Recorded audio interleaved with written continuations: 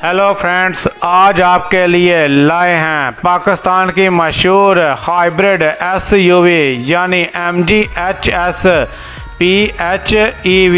ये गाड़ी ना सिर्फ अपनी लग्जरी लुक बल्कि ज़बरदस्त परफॉर्मेंस और जदीद हाइब्रिड टेक्नोलॉजी की वजह से भी काफ़ी पसंद की जाती है। फ्रंट से देखें तो इसकी बड़ी गर्ल और LED लाइट्स इसे एक प्रीमियम और स्पोर्टी अंदाज देती है, जबकि बैक साइड पर खूबसूरत LED टेबल लाइट्स इसकी खूबसूरती को मज़ीद बढ़ाते हैं।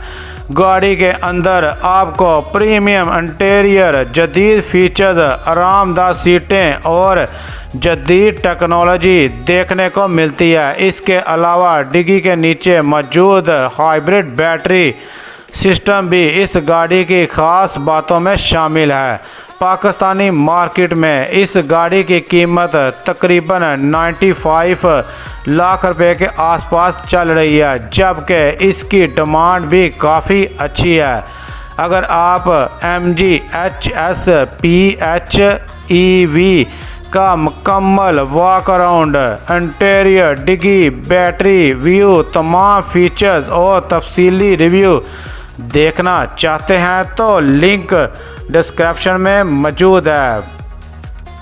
अयान राइडर को ज़रूर विज़िट करें और मुकम्मल वीडियो देखना मत भूलिएगा।